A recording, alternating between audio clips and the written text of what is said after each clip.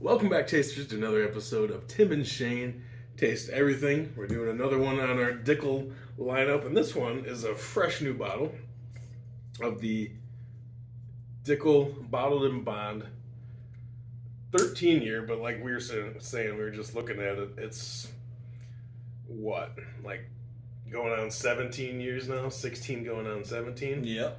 So, old stuff in there. that's kind of sweet. I think He's still around $50 or so. They've creeped up a little bit since I bought my first bottle. I think I got this one for $45. Okay. Thought I saw one the other day at like our local Woodman's for $52 or $53, But my guess is that they're going.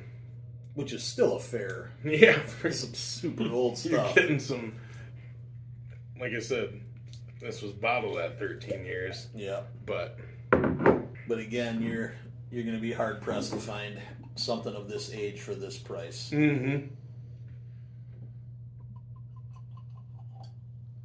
Absolutely, especially compared to they put out their 17-year-old releases, and then they have like the 15-year-old ones, Yeah.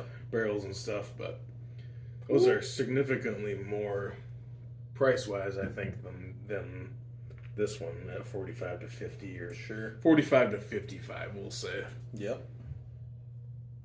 Oh man, you can already tell it's just That's got a big full nose, man. a lot of spices into that minerality.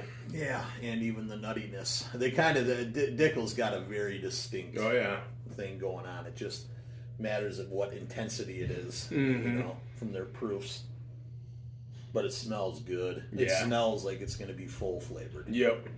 I'm almost getting like a little peanut butter cup. Yeah, I'll get that. I give you that sweetness and peanut butter. Yep, it mellows down that minerality. Yeah. Everything just kind of melts. settles down a little bit. Yep. Give it the old swirly swirl. This was one of the first, certainly higher aged bottles that I had in the bourbon journey. But Yeah, same here. Yep.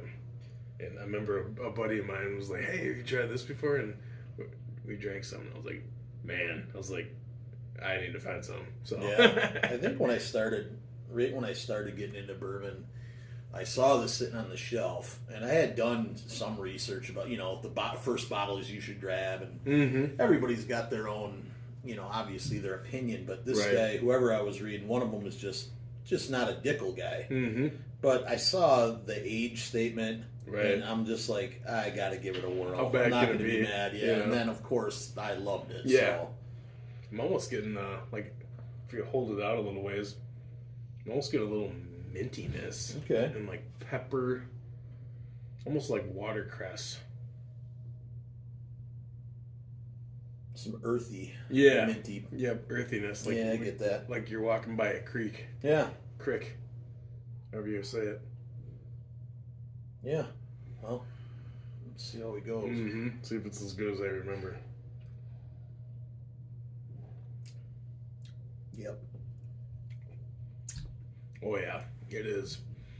A lot of that transfers to the palate too. That It certainly does. earthy, minty, peppery, Yep. kind of refreshing. It's but then you got that nice like mellow, peanut barrel char. Yep.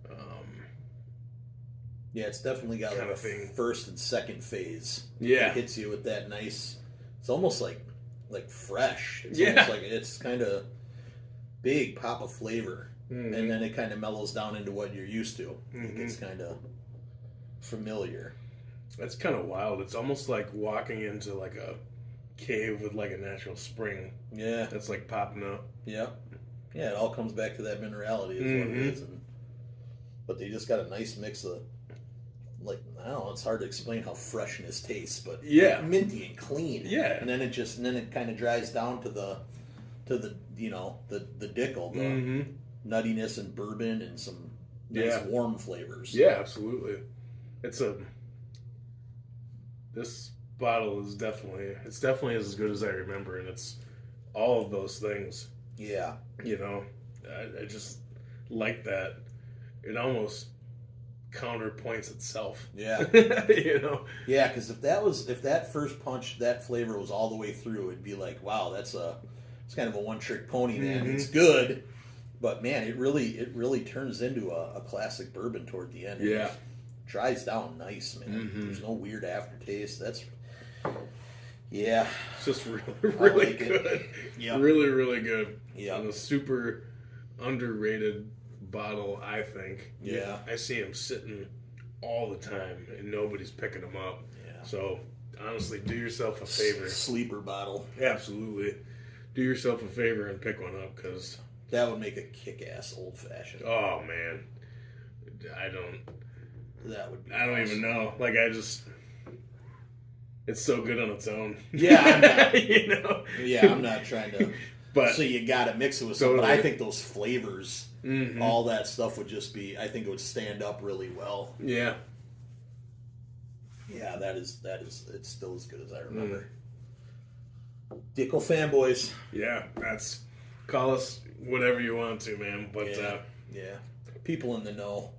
I think so. Yeah, I think so, and we'll get to one of my favorites here coming up next. But yeah, what are you gonna give it? man, I gotta give it. I honestly, it's still one of my favorite bottles, even after going back to it.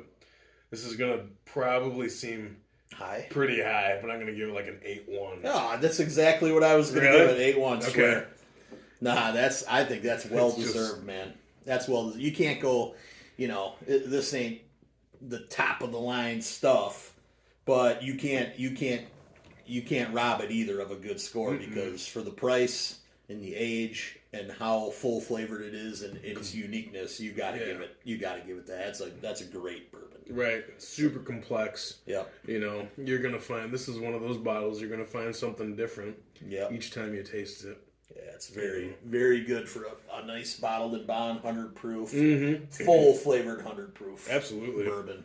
Absolutely priced right, and Yep. it'll keep you coming back for more. But I think that's going to do it here for this episode of Tim and Shayne Taste Everything.